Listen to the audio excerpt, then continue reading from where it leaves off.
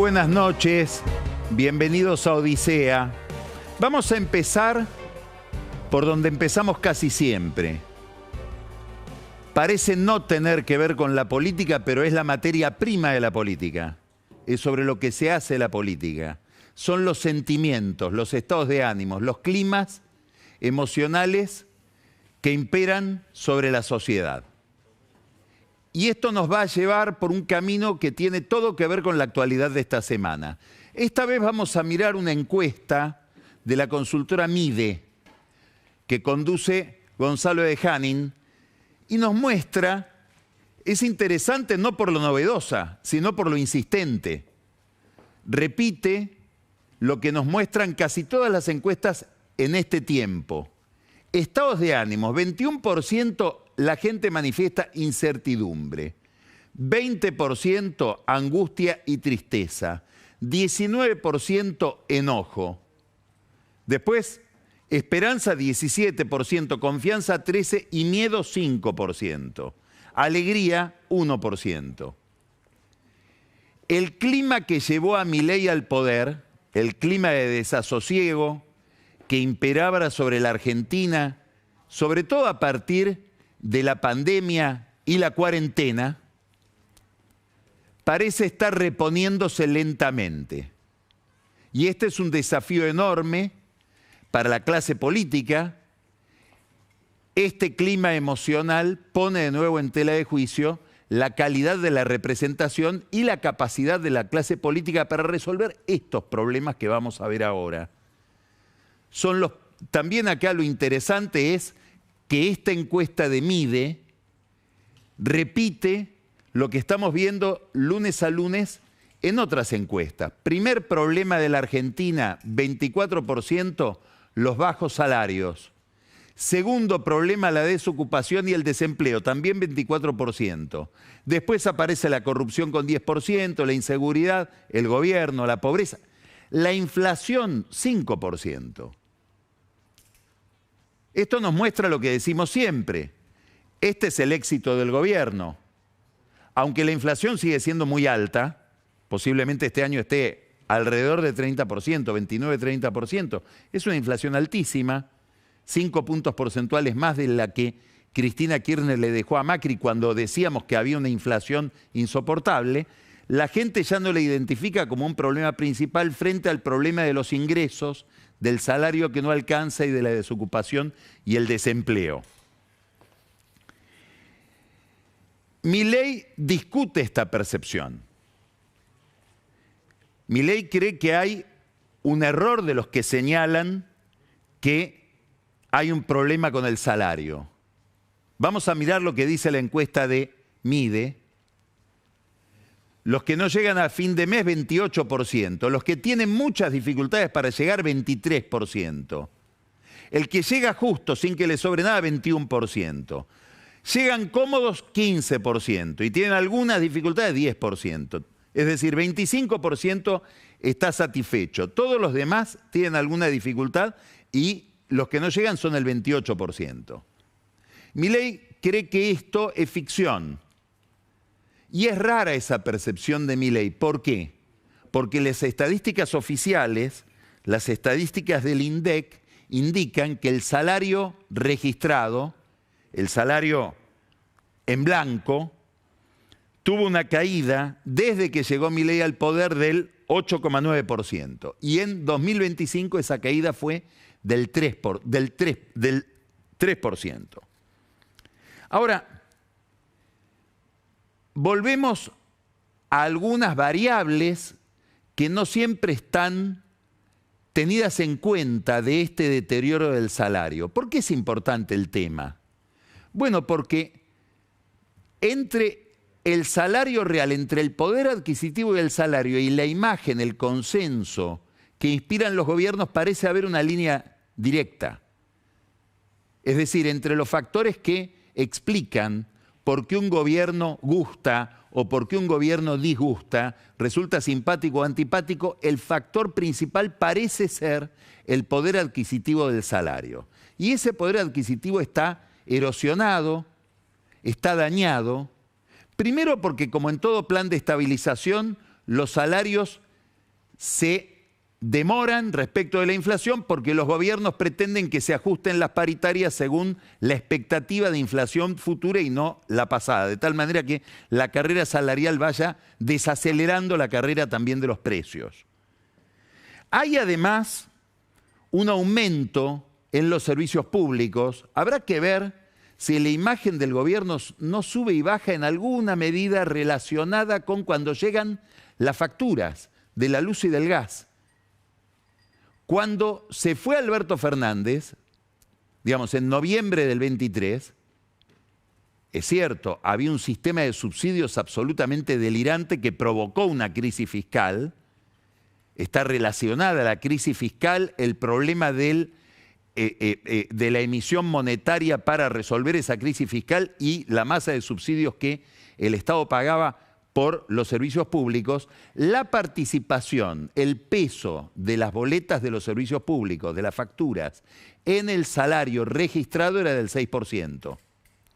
Hoy esa participación es del 15%, pasó del 6% al 15%. Es decir, que hoy los servicios públicos le quitan mucho al salario y por eso hay mucha gente que dice no llego a fin de mes.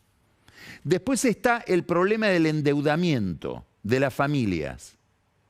Familias que se endeudaron porque la tasa de interés era muy baja o familias que se están endeudando, algunas dicen muchos, como principal motivo de endeudamiento para poder pagar los alimentos. Es decir, que no es una especulación financiera, es porque no llegan a fin de mes y tienen que pedalear las compras con la tarjeta. Acá hay un gráfico que es muy importante de ver, es muy interesante. ¿Por qué? Porque también, como lo que decíamos recién del deterioro del salario, 3% durante 2025, este gráfico está hecho con información oficial del gobierno. Milei también pone en tela de juicio el problema del endeudamiento de las familias. Esto es información oficial del Banco Central, del Estado. ¿Qué nos dice? La carga de la deuda sobre las familias, si la miramos en relación con la masa salarial total, digamos, la cuenta que hace el Banco Central es, tomo toda la deuda de las familias y la comparo con todos los salarios que se pagan en el país. Y me da, en el eje izquierdo, 23% de participación. Es esta línea celeste. Fíjense dónde estaba esta línea en abril del 24, por ejemplo. Aquí empezó la suba de la tasa de interés. Abril del 23, sube hasta llegar al 23%. Esto es la relación de deuda con masa salarial. Si miramos la relación de la deuda de las familias en relación con el PBI, que es toda esta curva también, nos da 12% del PBI. Es decir, altísimo en relación con cuando llegó Milei. Vamos a buscar abril del 23, estamos en 6%, se duplicó. Digamos, el dato que tenemos acá es abril del 23, obviamente que Milei llegó en diciembre del 23. Abril del 24 tenemos también más o menos 5%. De 5% a 12% es un estirón importante de la deuda de la familia sobre el Producto Bruto. Este es un problema macroeconómico. Milei dice que no, que es un problema entre privados. Pero cuando el volumen es de esa dimensión y afecta a tanta gente, se transforma en un problema político. Ahora vamos a hablar de esta forma de mirar la economía en relación con la sociedad. Si tomo los datos que ya dimos y miro cuál es la participación de los servicios públicos, de la factura de la luz, del gas, de los servicios públicos en el salario registrado, y le sumo la participación de la deuda, cuando llegó Milei un mes antes, noviembre del 23, era el 19% sumado servicios públicos más deuda. Hoy es del 38%. En muchísimos salarios, estamos hablando del salario promedio, en muchísimas familias es una carga muy alta que genera un problema de malestar político. Ahora, hay otro factor muy interesante, que es algo que uno podría decir, y sí, es razonable pensarlo, porque si veo la publicidad, la catarata de publicidad que hubo en relación con este problema durante el Mundial de Fútbol, voy a pensar que muchos salarios, sobre todo de gente joven, están afectados por lo que gastan en apuestas, y sobre todo en apuestas deportivas. No hay muchos datos en la Argentina respecto de esto. Pero ha habido un estudio en Estados Unidos muy interesante de la Reserva Federal de Nueva York. Lo escribieron Jacob Goss y Daniel Mangrum, estudiando qué efecto tuvo en Estados Unidos la liberalización, la autorización para el juego online en algunos estados y en otros no. Entonces da una comparación. Y explica este estudio de estos dos técnicos de la Reserva Federal de Nueva York que en los estados donde se permitió el juego online, las apuestas se multiplicaron, el volumen de apuestas, el volumen de dinero destinado a apuestas por 10. Y hubo un aumento del endeudamiento de 10 puntos porcentuales en las personas, endeudamiento con los bancos y endeudamiento, señala este estudio, con los préstamos para comprar autos. 10 puntos porcentuales en las personas con menos de 40 años. Digamos, hay un tema con el juego que habrá que investigar en la Argentina, donde no hay demasiados datos, pero en Fiel, Fernando Navajas hizo un estudio que lo publicó hace pocos días, muy interesante, aunque con menos datos que los que hay en Estados Unidos respecto de todo esto. Ahora, ¿qué es lo que hay que mirar en todo este panorama que estamos describiendo? Sobre todo en el segundo gráfico que habíamos visto, el de las prioridades de la gente. Me gustaría volver a verlo, el que señala que 24% mira el salario, 24% mira la desocupación y el desempleo. Que ha habido un cambio de la agenda pública, por eso mencionamos la inflación 5%, desde que llegó Milei hasta ahora. Y ese cambio tiene un agente principal que produjo el cambio, que es el gobierno de Milei. Ahora, la gran pregunta, esta es la pregunta que queremos formularnos esta noche, es si la dirigencia política, pero sobre todo si Milei, puede ir él adaptando su lectura, su forma de entender, de interpretar el contexto en el que opera a la luz del cambio que en alguna medida él, sobre todo, provoca. Es decir, cuál es la plasticidad del gobierno para ir cambiando con el cambio, para ir adaptando su mirada a los fenómenos que se van modificando, entre otras cosas, y sobre todo por su propia acción. Este es un tema central del liderazgo, de cualquier liderazgo. Es decir, el problema central de un líder, entre otros, pero muy importante, es la sintonía con su tiempo, no volverse anacrónico, no dar respuestas pasadas en el tiempo que correspondían a un tiempo anterior. Muy bien, la sociedad cambia, la agenda se modifica y hay un desafío enorme para el gobierno en este sentido del que vamos a hablar ahora. Mientras tanto, no le va tan mal.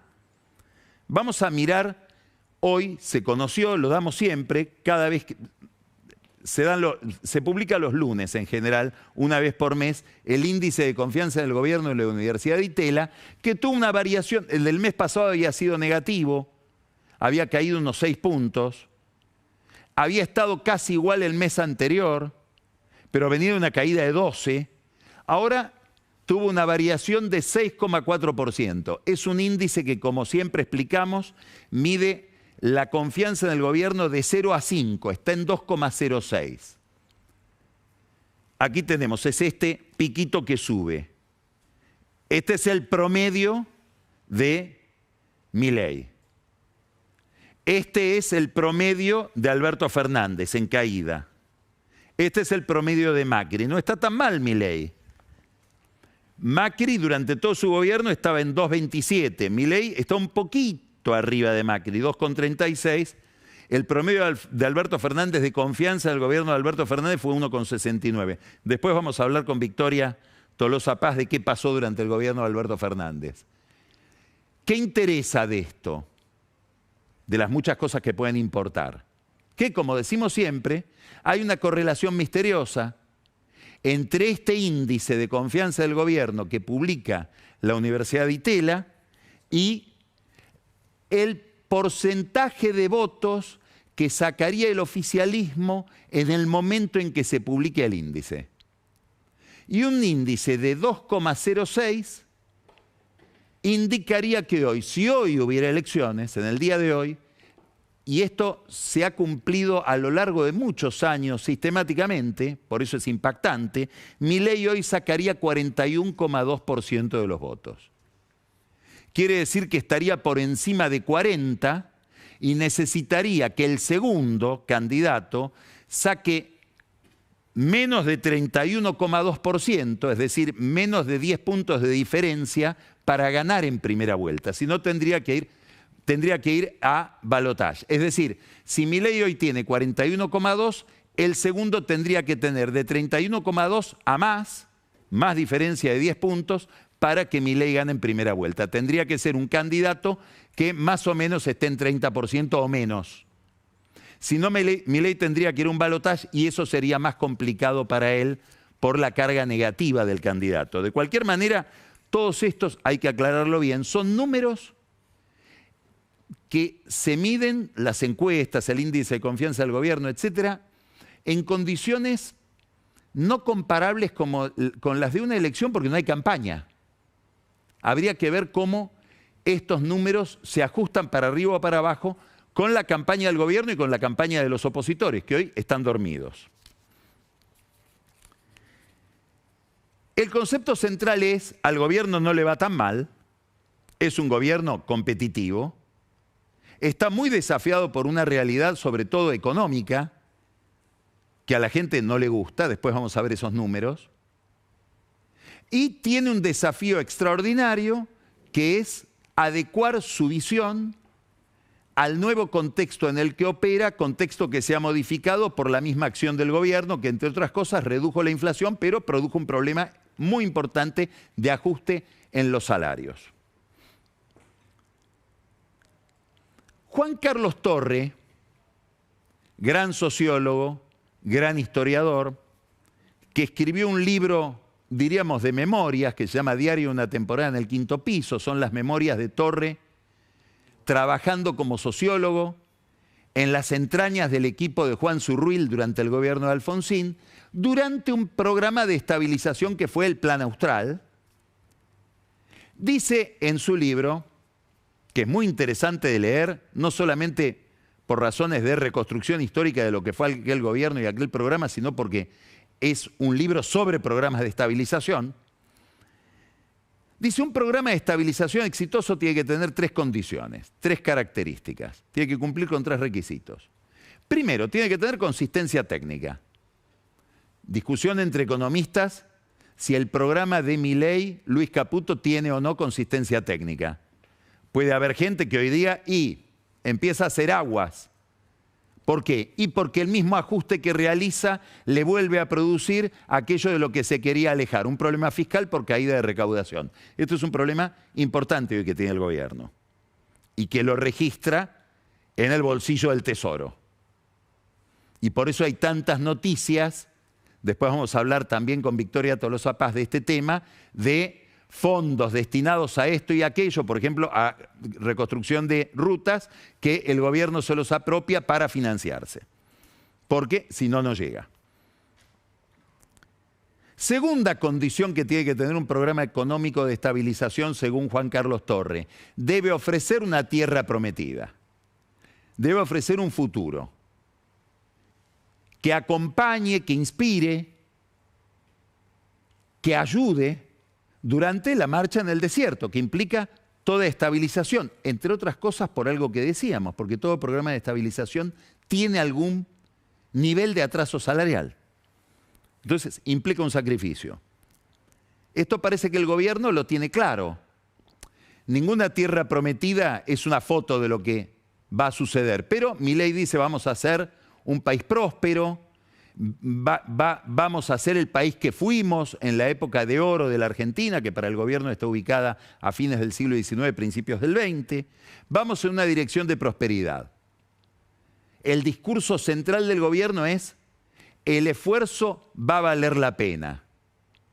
Hay en las encuestas una discusión respecto de esto, porque mucha gente dice yo ya hice el esfuerzo y ahora estoy desencantado. Y otros que dicen voy a seguir haciendo el esfuerzo. Pero la confianza en una tierra prometida. El tercer factor, y este es el punto central hoy, frente a esta agenda que estábamos describiendo, de sacrificios, de limitaciones, de restricción, Torre dice, tiene que haber una tercera condición de los programas de estabilización. Tienen que tener consistencia técnica, tienen que mostrar una tierra prometida y además los gobernantes que lo llevan adelante, que lo ejecutan, deben tener empatía con las víctimas del programa, porque siempre hay víctimas de esos programas de ajuste.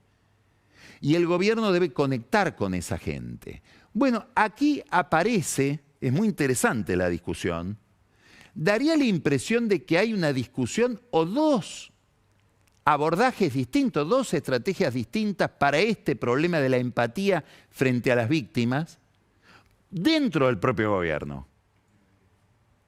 Hay toda un ala del gobierno de gente que no casualmente está muy ligada a la política, que entiende que gobernar es hacer política y que para que el gobierno funcione debe tener consenso social necesariamente, que dice tenemos que decirle a la gente ya va a llegar la buena noticia para ustedes. Hasta ahora vemos un ordenamiento macroeconómico que no llega a la vida cotidiana de la sociedad, pero ya va a llegar, debe llegar. Sería bueno que llegue pronto.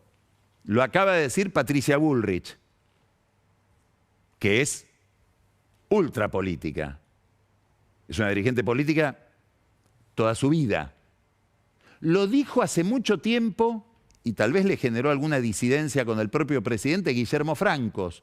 Dijo, la macroeconomía se está ordenando, pero en la micro no se nota. Suele decirlo Diego Santilli, en el sentido de el sacrificio va a dar resultado porque esto va a tener consecuencias sobre la vida cotidiana de la gente. Santilli, que es muy audaz, es temerario casi. Bueno, ya el otro día fue a Misiones y dijo, no, le preguntaron por el malestar. No, vi desde el avión fábricas que se están reabriendo. Ojo del lince, Santilli. Ahora, el propio Milei, en un párrafo del discurso que pronunció leído el 17 de agosto en homenaje al Libertador, dijo algo relativo a este requisito, tercer requisito que plantea Torre para los programas de estabilización, la empatía con las víctimas, la empatía, el conectar con el dolor del que le está yendo mal por culpa de ese programa. Vamos a mirar qué es lo que dijo. La libertad para sobrevivir requiere de un pueblo próspero y pujante, pues los intentos de los tiranos de turno de sofocar la llama, la libertad, siempre se apoyan en el descontento y la pobreza para romper con el orden.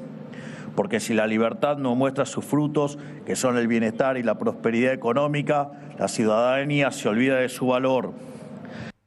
Es muy interesante el concepto. No parece Milei. Ahora vamos a ver por qué.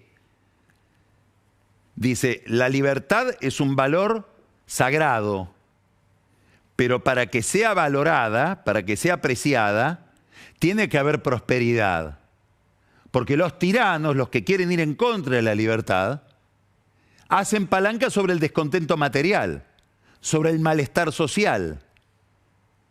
Por lo tanto, es muy importante cuidar que no haya ese malestar social o en todo caso conectar con él para que la libertad sea valorada. Si no hay éxito en la gestión, si las cosas no le llegan a la gente, si la gente ve solamente una fiesta de macroeconomistas que se regodean en que los números cierran, pero excluyendo a la ciudadanía, la libertad termina siendo sacrificada o mancillada por los tiranos, dice Milei. ¿Lo escribió él este discurso o viene de la oficina de Santiago Caputo, el mago del Kremlin, que es alguien especialista en seguir encuestas, en ver cómo se gestionan las imágenes de las cosas en la cabeza de la gente? Es probable que Caputo, Santiago Caputo, esté mirando que la agenda está cambiando y que hay que conectar con ese cambio. Y que diga esto: si la libertad no muestra sus frutos, si no llega a la cosa, que son el bienestar y la prosperidad económica, la ciudadanía se olvida de su valor. Es decir, no tiene que quedar en el PowerPoint. Lo voy a decir sin ofender a nadie. En las palabras de Néstor Kirchner, es con la gente adentro. Eso está diciendo acá Milei, paradójicamente. Ahora, este Milei parece ser el Milei de Santiago Caputo. Dicen que este discurso lo escribió Julián Derek, que es un colaborador de Santiago Caputo, primo de Derek Hampton, jefe o asesor de campaña de Patricia Bullrich. Hay conexiones. Julián Hampton es el apellido. Derek es el primo, Derek Hampton. Muy bien. ¿Este es el Milei estándar? ¿Este es el Milei de todos los días o es el Milei que imaginó Caputo, que escribió Hampton, Julián Hampton, para el Día del Libertador? ¿Por qué? Bueno, podríamos tomar una categorización, a mi juicio muy interesante, para entender lo que está pasando dentro del gobierno respecto de este cambio en la agenda, de el politólogo Andrés Malamud, que la publicó en un libro reciente de diálogos con Astrid Pighielny, que se llama Operación Argentina. Y él dice, hay dos tipos de líderes. Hay un líder que a lo largo de su vida repite siempre lo mismo. No cambia. Un mantra. Las mismas ideas, los mismos conceptos, la misma ideología, el mismo mensaje, el mismo programa. Un día, la historia pasa por esa esquina.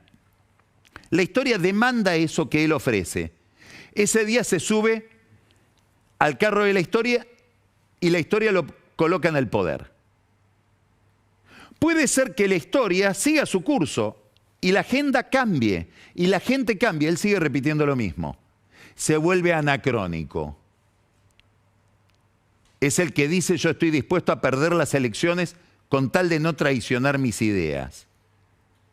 Desde el punto de vista de la política, ese concepto que parece moralmente tan aceptable, románticamente aceptable, puede ser inconveniente. En los años 90 apareció un libro, escrito por dos franceses, Elogio de la traición. Ahí están, Chambard y Roucault. Chambard y Roucault escriben sobre el arte de gobernar por medio de la negación. ¿Por qué elogio de la tradición? Porque le dice, hay que estar mirando el curso de la historia, hay que tener el oído en lo que va modificándose en la sociedad. Y hay que adaptarse. Y adaptarse puede ser traicionar lo que uno pensaba al comienzo. Y eso hace a la responsabilidad del político. Atarse al mástil de la propia ideología, ahora que está de moda Odiseo. Resistirse a escuchar el rumor de la historia puede ser irresponsable, puede llevar a un país a una catástrofe por el narcisismo de yo no traiciono mis ideas. Del otro lado están los políticos que miran el entorno y se adaptan al entorno. Por supuesto que no es que no son camaleones necesariamente. Tienen una orientación, pero la van adaptando, la van regulando con la demanda de la historia de la sociedad. El ejemplo, Menem, que en determinado momento la hiperinflación vio que tenía que ir para un lado hacia el cual probablemente nunca había soñado ir en su vida. Nunca había soñado ir el peronismo. Bueno, Milei parece ser de los que repiten y en un momento la historia, como pasó en el 23, lo lleva al poder. La demanda coincidió con lo que él ofrecía y sigue ofreciendo lo mismo. en una idea que comparte con otros miembros de su gobierno, que tiene otros voceros dentro del oficialismo, básicamente la comparte con Federico Sturzenegger, tiene voceros, por ejemplo, en Lilia Alemán, que es que gobernar es aplicar una receta científicamente probada, sagrada. Es una receta de laboratorio que debe ser trasladada mecánicamente a la realidad. Esta es la idea del que dice, nosotros no nos metemos con el mercado. Hay muchas familias endeudadas pasando, no importa. Él le dice a esas familias, ustedes tienen la culpa que se endeudaron. No intervenimos en salvar a unos y hundir a otros. ¿Es verdad eso? Es la idea que tiene Milei de lo que hace, pero el RIGI elige. El RIGI va para unos sectores y no va para otros. La minería, el petróleo y el gas tienen exenciones impositivas. A otros no se le dan exenciones impositivas. Quiere decir que es una idea un poco discutible. Pero él tiene esa bandera como bandera ideológica. Es la idea de que el mercado hace su trabajo en un proceso que gente como Milei y quienes lo rodean ideológicamente festejan llamándola destrucción creativa. Ahora, donde hay destrucción, hay dolor. Desaparece algo. Alguien ultraliberal que aplaude al gobierno de Milei, como Ricardo Arriazu, dijo, ojo con la destrucción, porque introdujo a Arriazu una idea muy importante, la idea del tiempo. Ojo porque la destrucción es mucho más rápida que la creación. A ver si en el camino se produce un desfasaje que termina generando un problema político. Ese problema político es perder las elecciones, perder el poder. Daría la impresión de que hay, en esta forma de ver las cosas, un rasgo, podríamos decir, ideológico. No, me tiento de usar una palabra que es un poco ampulosa, un rasgo epistémico que tiene que ver con la ciencia de Milei, con el modo académico de mirar las cosas de Sturzenegger, que se corresponde con una aspiración revolucionaria. Da la impresión de que Milei quiere hacer una revolución. Las revoluciones, de izquierda o de derecha, la que sea, están inspiradas en la pretensión de calcar un esquema mental sobre la realidad. Lo que domina es la idea. Por eso las revoluciones en general son violentas, por eso en las revoluciones hay destrucción, por eso hay víctimas. Muchas veces lo que indica la pureza de la idea, la pureza de la revolución, la legitimidad de la revolución es el nivel de crueldad que aplica, el nivel de dolor que provoca. Lo hemos visto en miles de revoluciones autoritarias, totalitarias de izquierda. Pero también en la derecha de Milei parece haber ese espíritu de producir una reforma en la sociedad que produzca que la sociedad calque su idea, los libros. Bueno, eso implica cero empatía. La empatía que pide Torres es un error para ese esquema. Si tengo empatía me demoro, intervengo, deformo, desfiguro la idea, la traiciono. Prefiero perder las elecciones antes que traicionar mi idea, repite Milei. ¿Qué tiene de parecido esta idea con la idea del marxismo, con la idea de las revoluciones de izquierda? Que hay un paraíso en la tierra que va a llegar. Y bueno, anecdóticamente morirá alguien en el camino, o cerrará una empresa, o alguien se quedará sin trabajo. Pero a ese le decimos, bendito sea lo que te pasa, porque es en homenaje al futuro que vamos a vivir feliz entre todos, que esa persona obviamente no lo ve. Ahora, ¿todo esto es tan así en la cabeza de Milei? ¿O hay un Milei pragmático? Hay un Milei calculador del costo político. Y es un cínico, además de un ideólogo. Vamos a mirar esta encuesta de Casa 3 de Mora Josami. ¿Qué me interesa de esta encuesta? Está hablando de el endeudamiento. ¿Usted o alguien de su hogar tomó algún préstamo, crédito, financiamiento, utilizó la tarjeta de crédito para financiar gastos? 39% dice que no, 58% dice que sí. Acá está el problema de la deuda. Pero si voy a los que dicen que sí, los que dicen que no, según sus preferencias electorales, ahí cambia la cosa. Los que votaron a Milei, 51% dicen que no, no están tan endeudados. Los que están muy endeudados son los de Massa, 75%. Entonces puede ser que Milei sea un ideólogo inflexible, un dogmático, o que esté pensando, ¿qué me importa los que se endeudaron si nunca me van a votar? Los que me votan no la pasan tan mal en ese tema. Hay una selección de la empatía. Lo mismo que nos preguntamos con el RIGI. A algunos les doy el subsidio. Es mentira que este gobierno no tiene una política industrial. Claro que la tiene. Para determinados sectores hay una política industrial muy generosa. Ahora, todo esto está planteando un problema. Y la Argentina, después vamos a hablar de esto con Victoria Tolosa Paz, está en una encrucijada rara.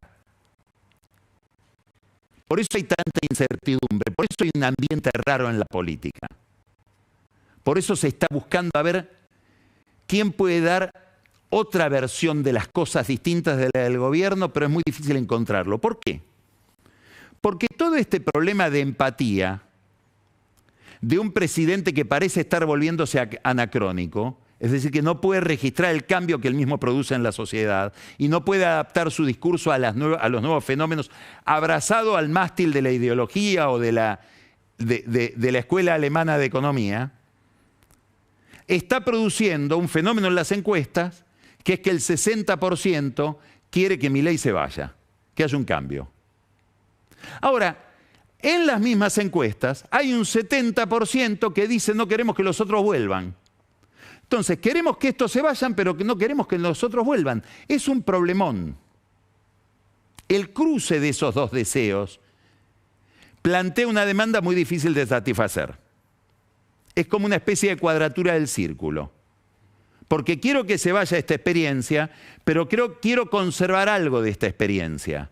Por lo tanto, no quiero volver al pasado. Sería un cambio distinto del que se planteó a finales del gobierno de Macri, donde se produjo algo muy raro. La sociedad volvió a Cristina Kirchner, enmascarada detrás de Alberto Fernández.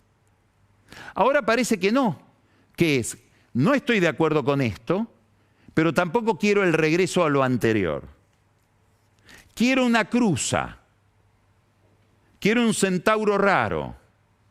Algo que todavía no se ve que exista. Después le vamos a preguntar, insisto, a Victoria Tolosa Paz si ellos en el peronismo están inventando este centauro, que tiene cabeza ortodoxa,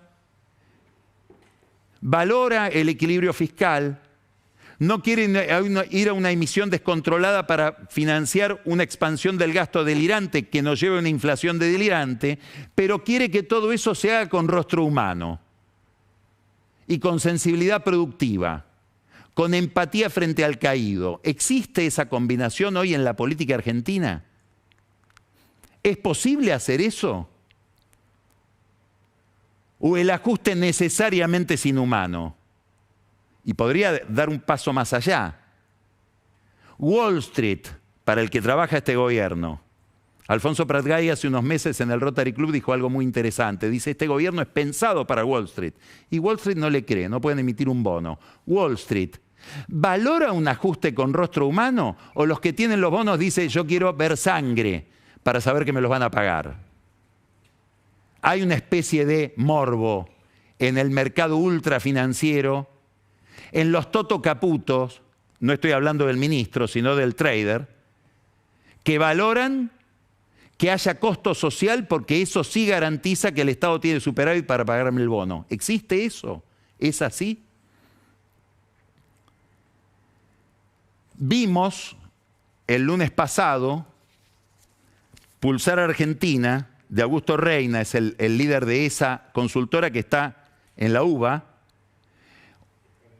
un fenómeno muy interesante. pareciera que en la Argentina predomina en la gente una ideología centrista, distinta de la de Milei. Acá lo tenemos. En una escala de 1 a 10, ¿usted es de izquierda o de derecha? 36% de 1 a 10 está en el 5. No soy ni de izquierda ni de derecha. Milei pareciera que no conecta con este fenómeno. A lo mejor la política ignora este fenómeno y logra pasarle por encima una gran polarización discursiva, donde esta gente no tiene representación, tiene que ir para uno u otro lado porque no hay representación en el medio, o va a surgir alguien que represente a este centro. Vamos a ver el otro cuadro de Pulsar de Augusto Reina. En una escala de 1 a 10, donde 1 es izquierda y 10 es derecha, ¿dónde se ubicaría usted? En ninguno. Promedio 5,3. De 1 a 10 el promedio es centro. Ahora, ¿la política le habla a esta gente? ¿Tiene un producto para esta demanda? ¿O esta gente va a estar condenada a inclinarse por versiones radicalizadas de la realidad, ya sea de izquierda o de derecha? Estos son los que dicen que están en el centro. Quiero que se vaya Milei, la derecha, pero no quiero que vuelva la izquierda. ¿Y la política de la dirigencia te ofrece un plato en el restaurante para ese paladar? No sabemos todavía. El gobierno ve que tiene un problema y trata de resolverlo inteligentemente, unificando su propio campo y trayendo algo del centro. Porque para sintonizar con ese que se desencanta por una política inhumana o cruel, necesito traer una versión más moderada, un Macri. Lo citan a Macri, físicamente, que venga Macri. Y le prometen a Macri, Karina Milei, algo que Macri reclamaba. Si quieren hablar con el PRO, hablen conmigo, no me vengan a robar dirigentes, a Santilli, a Ritondo, a los gobernadores. Y Karina Milei, necesitada de ese acuerdo, le dijo, sí, vamos a hablar con vos. Ahora, el problema que tiene Macri es que no sabe de qué hablar, porque no sabe qué pedir. Y los otros tampoco saben qué darle. ¿Por qué? Y porque no saben qué va a pasar el año que viene electoralmente hablando. ¿Le conviene a Macri sumarse a esto? ¿O va a desencantar a los desencantados, que es a los que quiere contener?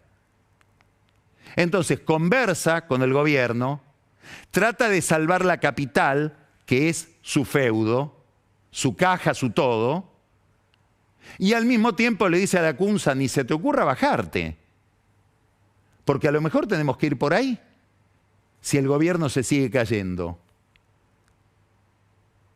También con eso tiene que ver la diferenciación de Patricia Bullrich, que está viendo cómo sus votantes de primera vuelta empiezan a desencantarse con esta experiencia demasiado radicalizada para lo que ella ofrecía. Y probablemente, como dijimos al comienzo, tiene más olfato respecto del curso de la historia del que tiene Milei. Milei llama a Macri para ordenar la política y hace otra cosa para ordenar la política. Promete futuro. Probablemente promete una ilusión de eternidad. ¿Cómo? Diciendo, por primera vez sale de la boca de Milei, voy a pelear por la reelección. De manera, como suele ser el estilo de él, megalómana. ¿Cómo no me voy a reelegir si estoy haciendo el mejor gobierno de la historia? Acuerdo con Macri para unificar el espacio no peronista y traer algo del centro y simbólicamente moderar lo que aparentemente puede ser algo muy radicalizado y cruel. Y la perspectiva de futuro con la reelección para decirle a la Cunza, mirá que si sos candidato te enfrentás a mí, ¿eh?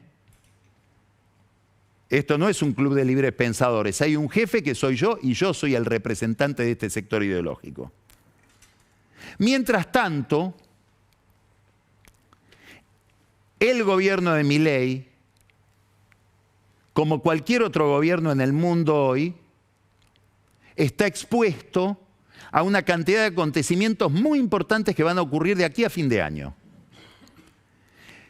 4 de octubre, primera vuelta en Brasil, muy probablemente, casi seguro va a haber segunda vuelta el 25 de octubre.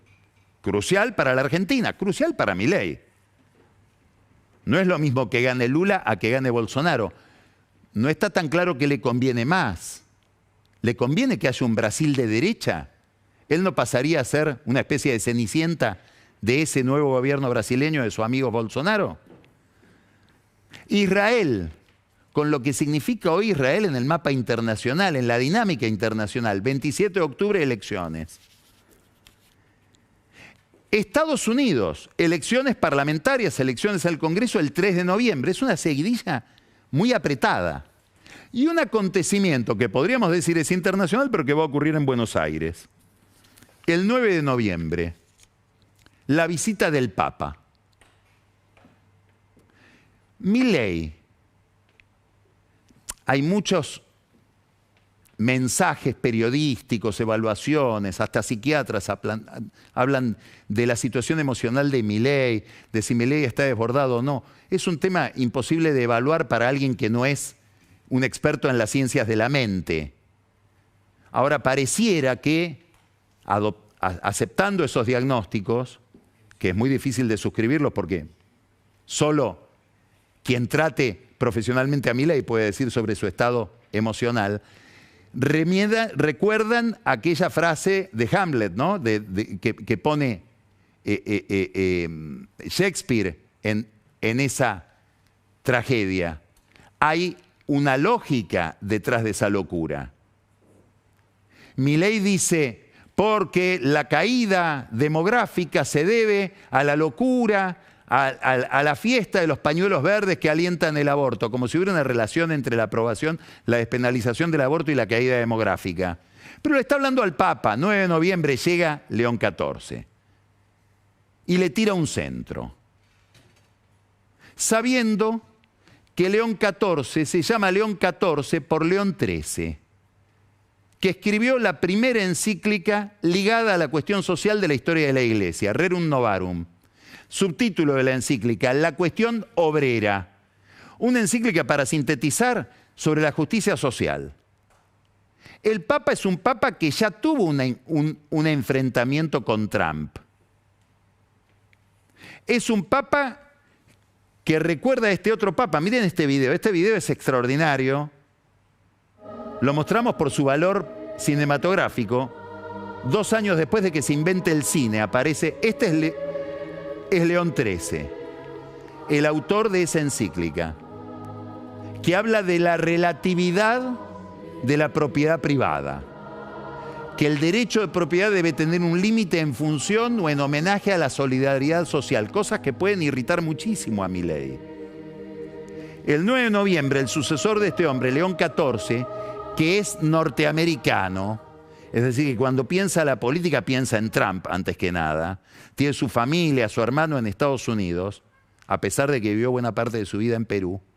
Ese Agustino, León XIV, viene a Buenos Aires y seguramente va a levantar banderas muy distintas de las de Milei, que ya adelantó Jorge García Cuerva, el arzobispo de Buenos Aires, en su última homilía política.